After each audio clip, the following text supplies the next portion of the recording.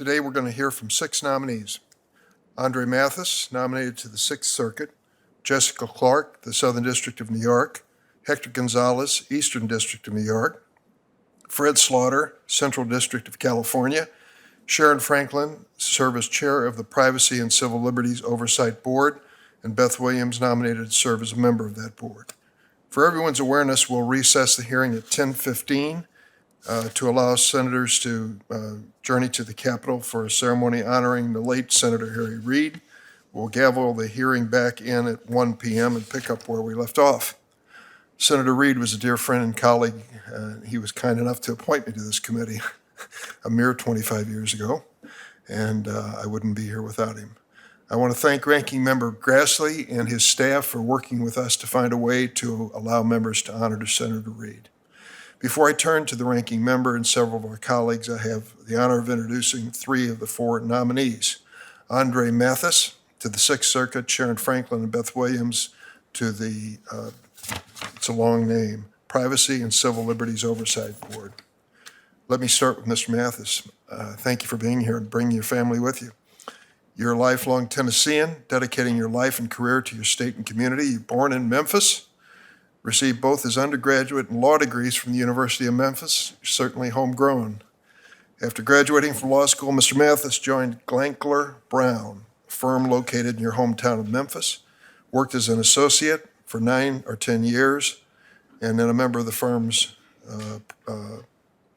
parlance they have here in 2016. In 2020, Mr. Mathis joined the Memphis office of Butler Snow, where he serves as a partner. In addition to his work at these 2 firms, Mr. Mathis has served as a professor at the University of Memphis Cecil Humphrey School of Law. He coached the law school's Thurgood Marshall moot court team, has extensive litigation experience, litigated hundreds of civil cases, defended approximately 150 criminal cases as a member of the criminal justice panel in his district.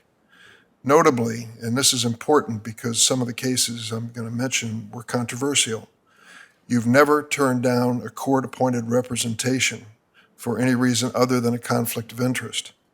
You've tried 19 cases to verdict or final judgment. You've briefed 23 appeals and argued 10. Reflecting both your ability and commitment to Memphis and the state of Tennessee, you've devoted countless hours to pro bono legal work and other volunteer causes. From your volunteer work for the Memphis Area Legal Services, where you help survivors of domestic violence obtain protective orders, to your service on the Shelby County Ethics Commission, where you considered ethics complaints lodged against county officials, you have helped advance the cause of justice and uphold the rule of law. In short, and looking at the totality of your career, Mr. Mathis, you've shown that you have experience, temperament, and acumen to serve on the well-respected 6th Circuit. Given your record and deep roots in Tennessee, it's not surprising that you enjoy support from Tennesseans across the political and ideological spectrum. The committee has received numerous letters of support for your nomination. I want to read briefly from 2.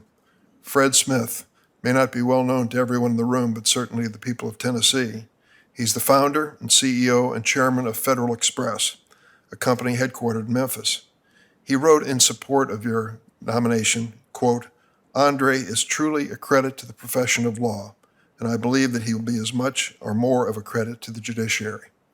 Van Turner, president of the Memphis chapter of the NAACP, wrote in support of Mr. Mathis' nomination. Here's what he said. Mr. Mathis hails from a tough South Memphis neighborhood where statistically he should not be where he is today. However, Andre persevered, beat the odds, and made it. The great thing about Andre is that despite all of this, he always finds a way to give back to his community. Without objection, I'm going to introduce those letters of support in their entirety. As I've just detailed, Mr. Mathis is highly qualified for the 6th Circuit. Yet, despite his experience, despite all of the things I've said about his ties to Tennessee and Memphis, and the broad support he enjoys across that state, Mr. Mathis does not have the support of his home state senators. Before we hear from Mr. Mathis today, Senator Blackburn will have an opportunity to explain her situation. I want to address 2 important points that relate to that, and they're in the matter of a blue slip. For those not familiar with it, and all the nominees are, I'm sure, it is a slip that is given to the senators from the district or circuit of a nominee in which they are asked to give their approval or not give their approval. I might say there is no rule when it comes to circuit court judges, and there is certainly a mixed precedent. I'd like to explain because I think it's relevant to this nomination. During the Obama administration, Senator Leahy honored the blue slip for both circuit and district court nominees. So too did Senator Grassley during the 2 years he chaired the committee under President Obama. As a result, multiple circuit vacancies remained open at the start of the Trump administration, including a Pennsylvania seat in the 3rd Circuit, Kentucky seat in the 6th Circuit, Alabama seat on the 11th, and an Indiana and Wisconsin seats on the 7th. But during the Trump administration, there was a change of policy in this committee. Senator Grassley reversed Senator Leahy's practice, moving forward with circuit nominees even when the home state senators objected. As chair, Senator Graham continued that practice. What was the result? Republican committee chairs held hearings on 18 circuit nominees who did not have the approval, blue slips, from home state Democrats. Republican committee chairs voted all 18 out of the Judiciary Committee during the Trump administration. The Senate ultimately confirmed 17 of them. Now, I'll be the first to admit this time I was unhappy with that change, unhappy with Senator Grassley's decision to end the practice of honoring blue slips for circuit court nominees. But my concerns and the concerns of my Democratic colleagues were ignored. Republicans chose to abandon this senatorial courtesy. My colleagues across the aisle, I think, would be hard-pressed now to demand that Democrats reinstate this practice. Simply put, there shouldn't be one set of rules for nominees, Republican nominees under a Republican president, and a different set for nominees under a Democratic president. I want to close my remarks on the blue slip by addressing the important question of consultation. That, of course, in explanation, is outreach by the White House to the senators from the state affected by the appointment. As chair, Senator Grassley stated he would proceed with a hearing for circuit nominees over home state objections so long as the White House consulted with home state senators. Not to get their approval or their permission, but to at least consult with them, he said. It is quite clear at the beginning 6 months into the Biden White House that they consulted with the 2 Tennessee senators, Senators Blackburn and Hagerty, regarding Mr. Mathis' nomination and the vacancy on the 6th Circuit.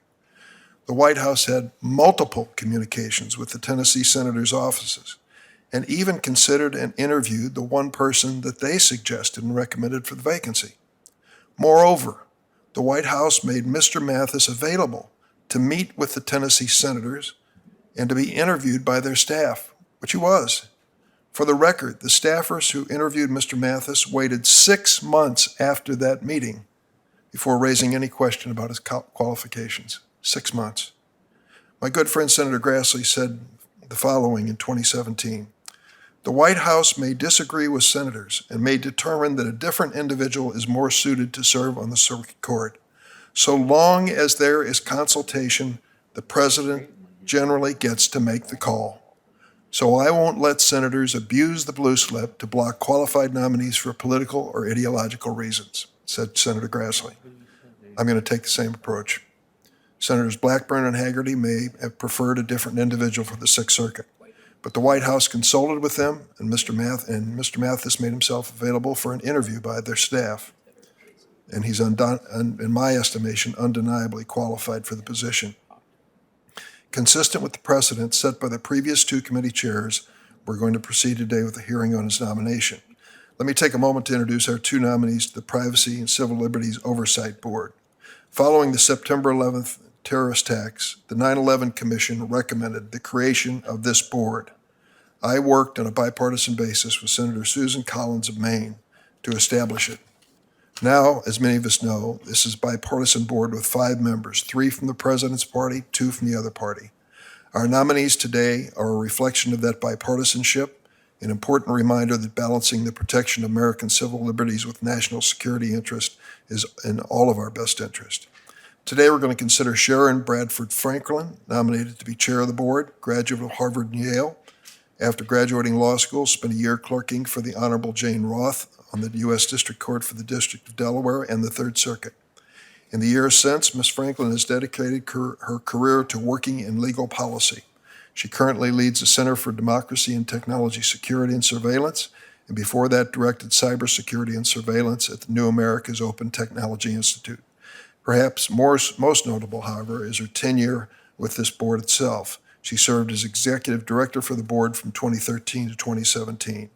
Under her leadership, the board continued its critical role of ensuring the executive branch's efforts to prevent terrorism are balanced with the need to protect civil liberties. Finally, Ms. Franklin's been a longtime advocate for a robust bipartisan congressional oversight, something I know the members of this committee are happy to hear. And I believe she's highly qualified to be its next chair. Beth Williams, nominated to be a member of the same board, previously served as Senate-confirmed Assistant Attorney General for the Office of Legal Policy during the Trump administration. Before that, Ms. Williams spent 11 years with Kirkland Ellis, partner from 2010 until her confirmation as Assistant AG.